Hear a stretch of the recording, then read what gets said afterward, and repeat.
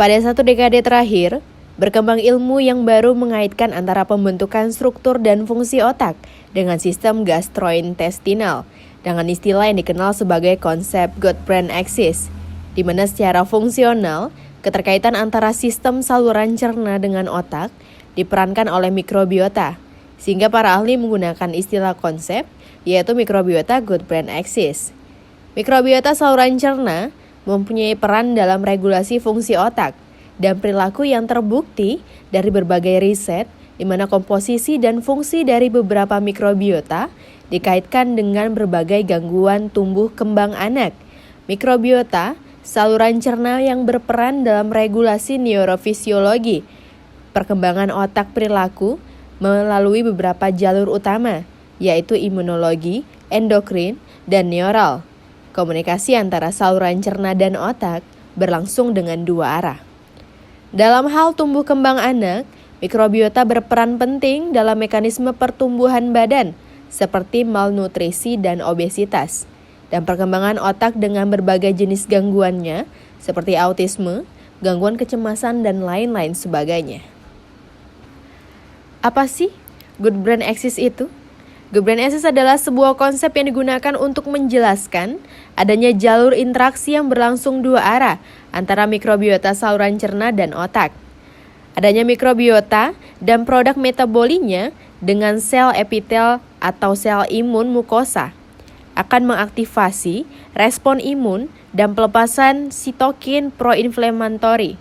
Produk metaboli sendiri dapat berefek langsung pada neuron-neuron enteral, neuron sensori spinal, dan vagus melalui aktivitas dan pelepasan berbagai hormon dan neuron peptida. Bagaimana peranan mikrobiota di gut-brain axis, di intraintestinal dan ekstraintestinal? Mikrobiota saluran cerna memiliki peranan penting dalam regulasi homeostasis intestinal dan ekstraintestinal. Mikrobiota saluran cerna mempunyai peranan dalam regulasi fungsi otak dan perilaku yang terbukti dari berbagai riset, di mana komposisi dan fungsi dari beberapa mikrobiota dikaitkan dengan berbagai gangguan tumbuh kembang anak. Mikrobiota saluran cerna berperan dalam regulasi neurofisiologi, perkembangan otak perilaku melalui beberapa jalur utama, yaitu imunologi, endokrin, dan neural. Komunikasi antara saluran cerna dan otak berlangsung dengan dua arah. Faktor yang mempengaruhi peranan mikrobiotik di saluran cerna dan akibatnya pada anak khususnya pada otak.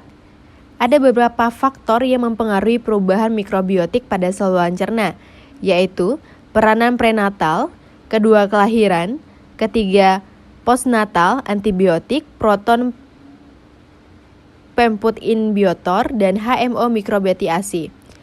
Lalu yang keempat adalah dampak dari gut dysbiosis, keadaan inflamasi kronis, alergi, diabetes, asma, dan NAF. Lalu, apakah ada dampaknya bagi otak anak?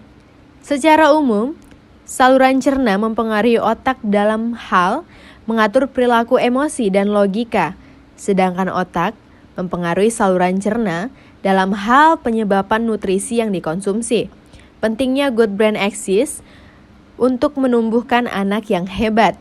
Melalui gut-brain axis, saluran cerna akan mempengaruhi otak untuk memproduksi neurotransmitter yang berkaitan dengan sosial emosi anak. Salah satunya adalah hormon serotonin yang menghasilkan perasaan senang dan nyaman. Apakah peranan produk metabolik dari mikrobiotik saluran cerna pada sirkuit otak?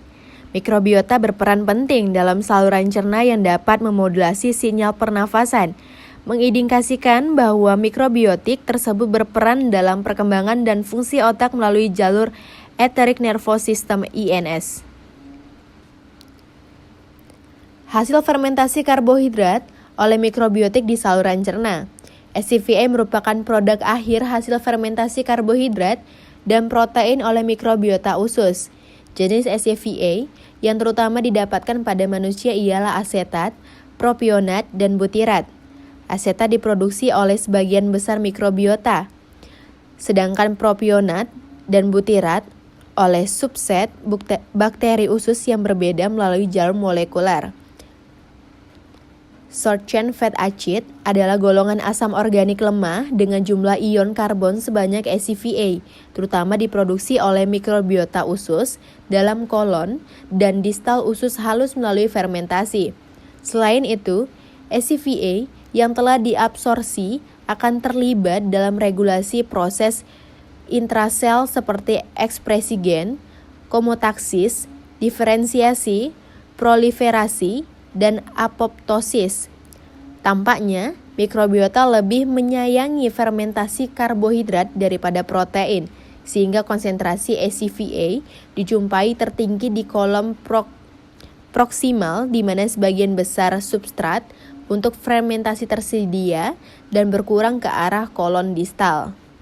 Lalu peran short chain fatty acids, mikrobiota memproduksi beberapa jenis short chain fatty acids, SCVA yang mempunyai kontribusi penting untuk metabolisme tubuh melalui peranan sebagai salah satu sumber energi atau peranan sebagai penyeimbang ekspresi gen selama perkembangan otak. Lalu, peranan Lactobacillus reuteri dalam konsep good brain axis. Efek pemberian Lactobacillus reuteri juga dikatakan dapat meningkatkan eksibilitas neuro di saluran cerna dan perbaikan mobilitas saluran cerna. Sekian dari presentasi kami. Akhir kata kami ucapkan terima kasih. Wabillahi taufiq wal hidayah. Wassalamualaikum warahmatullahi wabarakatuh.